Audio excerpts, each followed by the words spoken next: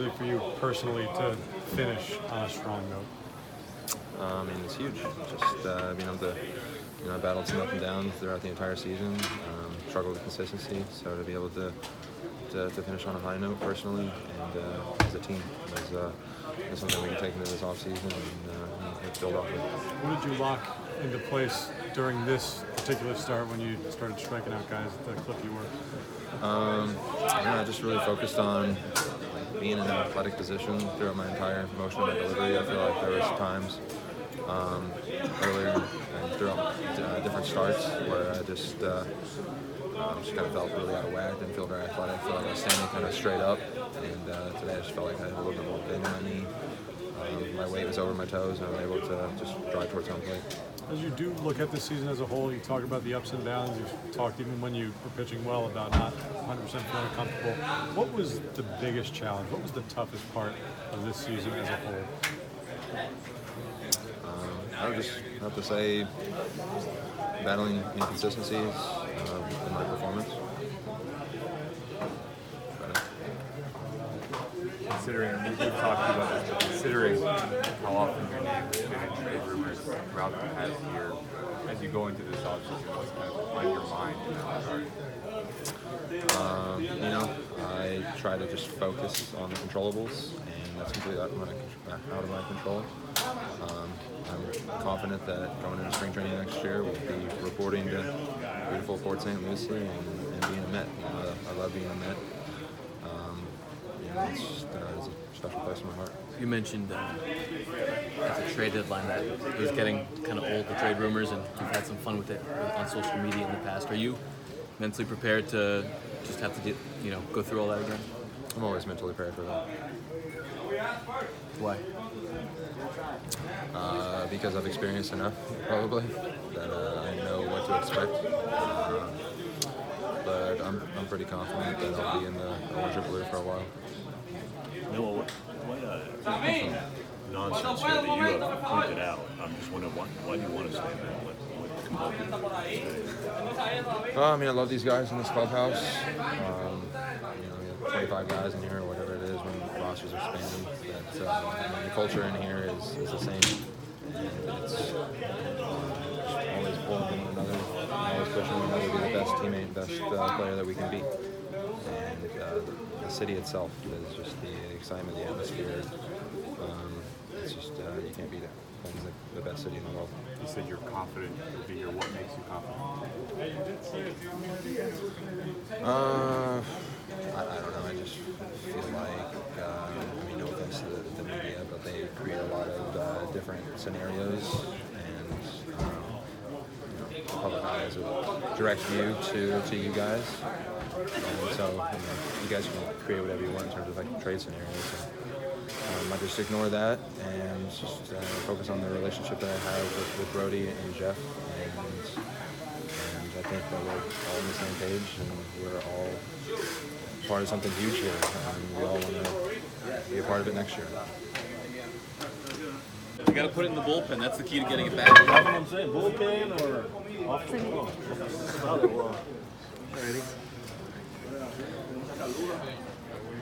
What did that feel like? I mean, I'm still lost for words.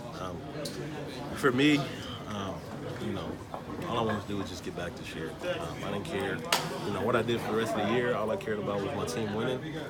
We obviously got eliminated, over the last, couple of days ago. But like I said, we fought to the last week, and that's something that you just can't count this group out. It just shows the high character we have in here.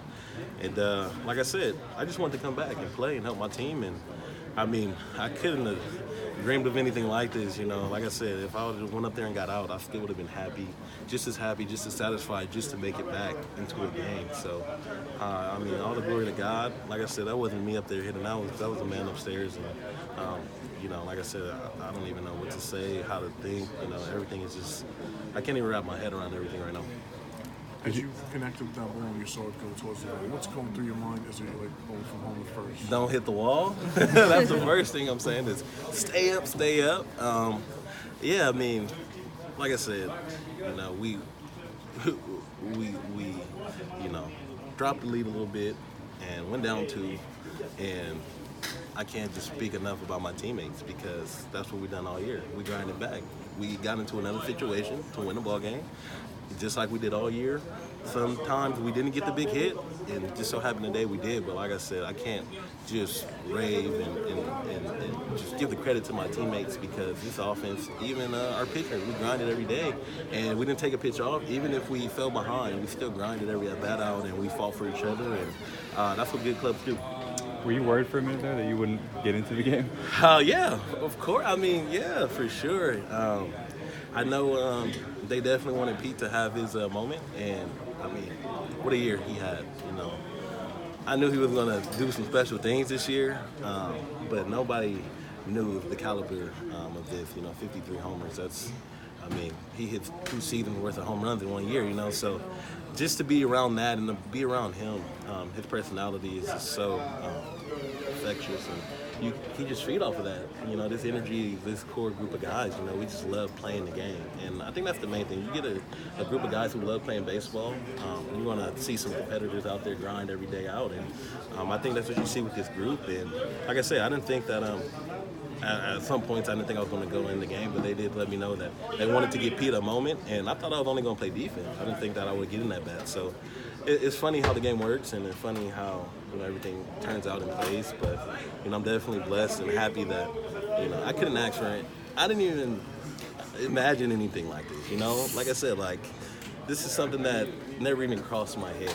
Even being in that situation, like I said, my only focus was getting back, and I was satisfied with getting one at bat. So for my team to put me in a position to help us win, I'm still just lost for words. When you came in and Pete came out on you guys, what did you say to each other? Oh, I told him, congrats on a hell of a year, man. It's just so crazy, starting up and going into spring training and, breaking with the club for the first time, and breaking with so many guys. This is so many of our first full season. This is mine, Pete's, JD's, Squirrel's. So, for us to come up together, finally break together, and, have pretty decent seasons. He had a great season, JD had a great season, Squirrel had a great season. So, just to be around my peers who did that, you pull for those guys, and I'm just very happy, for him because it couldn't have happened to a better person. You can see him out there. He's just so selfless. He plays for the team. He plays hard every day. He runs everything out. He's a good teammate. He's always into the game, and he's just very passionate about the game. And like I said, you want that in your clubhouse. You want that leading the team, and you want to be around that every day.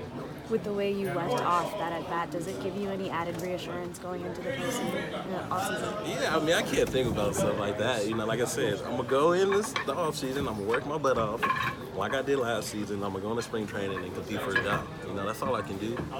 Like I said, it's pretty good when you have, this depth that we have right now, and we have options, and we have some pretty young options. So I feel like, this team is taking some steps in the right direction, and that's just something, like you said, to build off of and go into the offseason, just continue to work because, your work is never done in this game.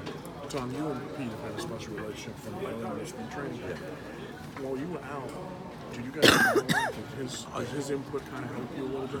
Oh yeah, when I was out, I advocated to Brody to travel everywhere they went. I just wanted to be around the guys. I wanted to just keep the guys motivated, keep them positive, and just bring that energy and the smile and the laughter you need in this game because we get so lost sometimes and realizing how tough this game is. You hit 300, you're feeling 70% of the time, so it's a lot of ups and downs in this game. It's more downs than ups, but just to keep your mindset positive and motivated, keep your thought process and the things that are going into your mind, keep those things positive, you're going to have more success than going and playing this long season and worrying about, I need to get a hit today, or I need to get this up, I need to get that up. So just taking the results out of it and just bringing just more energy and just more fun to the game, and just worried about winning. We felt like if we won the ball game, our numbers would be where we want to be at the end of the year.